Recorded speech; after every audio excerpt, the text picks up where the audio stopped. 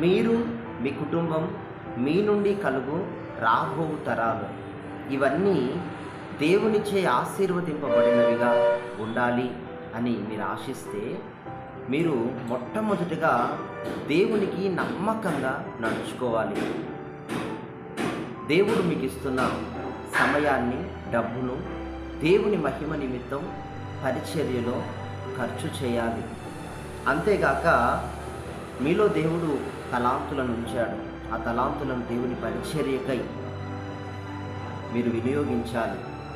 మీ నోట ఏ కపటమైన మాట రాకుండా, తీర్పులోనికి రాకుండా మీ నోటిని మీరు కాచుకోవాలి.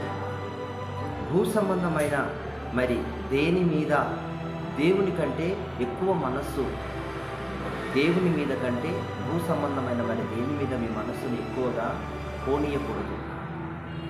ఈ విధంగా మీరు దేవుని ఆజ్ఞలను అనుసరిస్తూ దేవుని మార్గములో నడిచినప్పుడు దేవుడు మీకు ఒక చక్కని వాగ్దానం దయచేస్తున్నాడు. యెషయా గ్రంథం 27:6లో రాబో దినాలలో యాకోబు వేరుపారును, ఇజ్రాయేలు చిగుర్చి పూయును.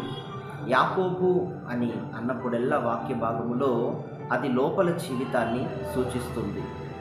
మన లోపలి జీవితము ఆత్మీయముగాను, ఆజ్ఞలను అనుసరించి నడుచుటలోను, యేసయ్యలోను వేరు పారాలి, లోతుగా వేరు పారాలి.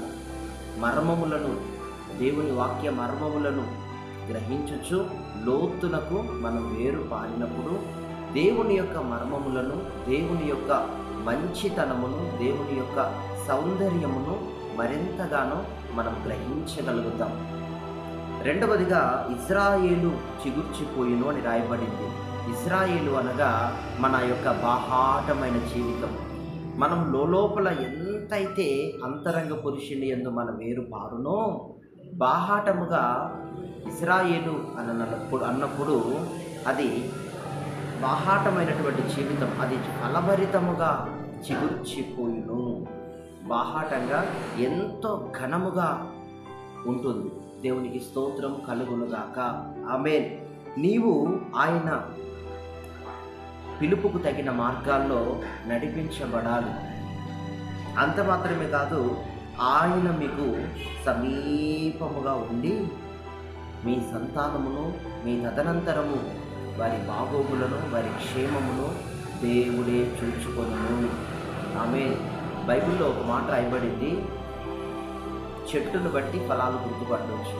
అలాగే మిమ్ములను బట్టి కలుగు మీ తరాలను, మీ పిల్లల పిల్లల పిల్లల పిల్లలను గుర్తుపట్టవచ్చు. ఎందుకు అనంటే, మీ మీద ఏ బ్లెస్సింగ్ ఉండబోతుందో నెక్స్ట్ మీ పిల్లల మీద కూడా అదే బ్లెస్సింగ్ ఉండటానికి ఇప్పుడు మీ క్వాలిటీ కలిగిన జీవితాన్ని దేవుని కొరకు మీరు జీవించగలిగితే మీ నుండి అనేక తరములు, బైబిల్లో అబ్రహాం ఎలాగో అలాగా మీ తరాలు ఆశీర్వదింపబడినవిగా కనబడునుగాక. God bless you. ఈ మాటలు మీ వినికిడిలో స్థిరపరచబడునుగాక.